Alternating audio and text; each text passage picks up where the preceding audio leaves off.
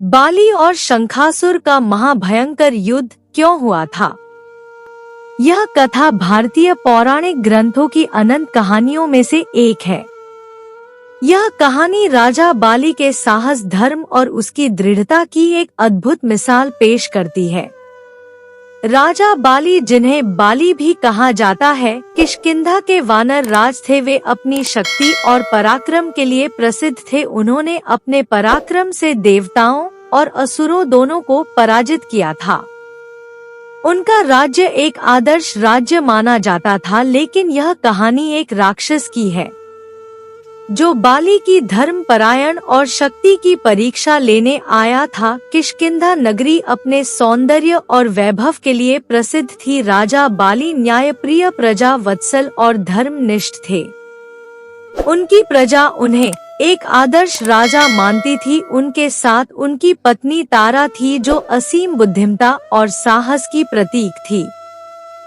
उनके छोटे भाई सुग्रीव भी उनके साथ राज्य का संचालन करते थे। राजा बाली का शौर्य ऐसा था कि वे किसी भी चुनौती को सहजता से स्वीकार करते थे, यहाँ तक कि किसी भी शत्रु का सामना करने से कभी नहीं घबराते थे। एक दिन किष्किंधा के जंगल में एक राक्षस प्रकट हुआ।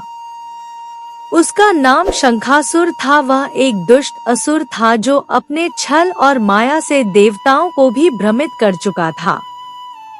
शक्ति का रहस्य उसकी नाभि में था, जिसे केवल धर्म और सत्य की शक्ति से ही नष्ट किया जा सकता था।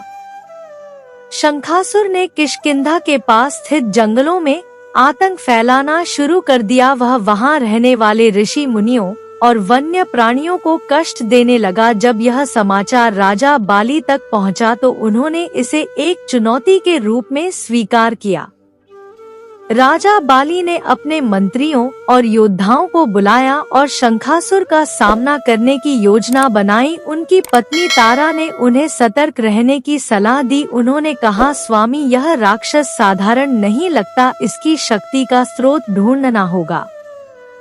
आप इसे केवल बल से नहीं बल्कि बुद्धि से हराने का प्रयास करें। बाली ने तारा की बात मानते हुए अपने गुप्तचरों को शंखासुर की ताकत और कमजोरियों का पता लगाने के लिए भेजा।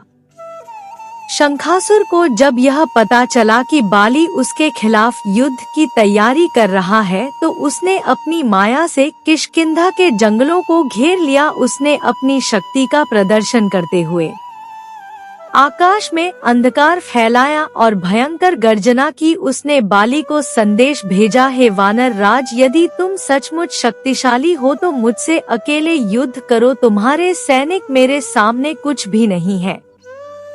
बाली ने उसका चुनौतीपूर्ण संदेश स्वीकार कर लिया और अकेले शंखासुर का सामना करने निकल पड़े। शंखासुर और बाली का सामना एक गुफा में हुआ। गुफा विशाल और अंधकारमय थी। जैसे ही बाली गुफा में प्रवेश करते हैं, शंखासुर ने अपनी माया का जाल फैलाना शुरू कर दिया। बाली को भ्रमित करने के लिए कई रूप धारण किए। बाली ने अपनी शालीनता और ध्यान से शंखासुर की माया को तोड़ दिया, परंतु शंखासुर ने अपनी अंतिम चाल चलते हुए कहा, है बाली, मैं तुम्हें हराने नहीं बल्कि तुम्हारी परीक्षा लेने आया हूँ। क्या तुम धर्म और सत्य पर अडिग रहोगे, चाहे कुछ भी हो? बाली ने कहा, मैं धर्म का पालन करने वाला राजा हूँ। मेरा उद्देश्य सत्य और धर्म की रक्षा करना है, चाहे इसके लिए मुझे अपने प्राणों की आहुति ही क्यों ना देनी पड़े। शंखासुर ने बाली की इस बात पर हंसते हुए कहा, तुम मेरी नाभि को नहीं छू सकते, यह मेरी शक्ति का स्रोत है। लेकिन बाली ने अपनी आस्था और तप से अग्निदेव का आह्वान किया। उन्होंने अपनी गदा से प्रहार करते हुए शंखासुर की माया को नष्ट कर दिया। जब शंखासुर परास्त हो गया तो उसने बाली से अपनी नाभि को नष्ट करने के लिए कहा। शंखासुर ने कहा, है बाली, तुमने यह सिद्ध कर दिया कि धर्म की शक्ति किसी भी मायावी शक्ति से बड़ी होती है।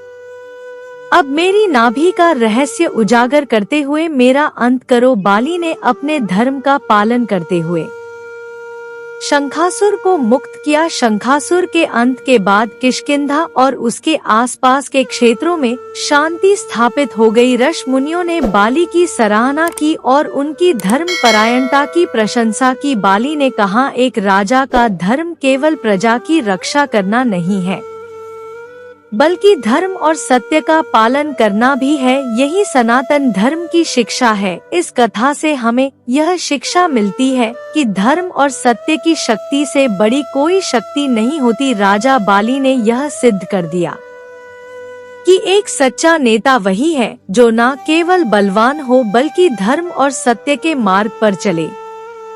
राजा बाली और शंखासुर की यह कथा हमें अपने जीवन में धर्म, सत्य और न्याय के मार्ग पर चलने की प्रेरणा देती है।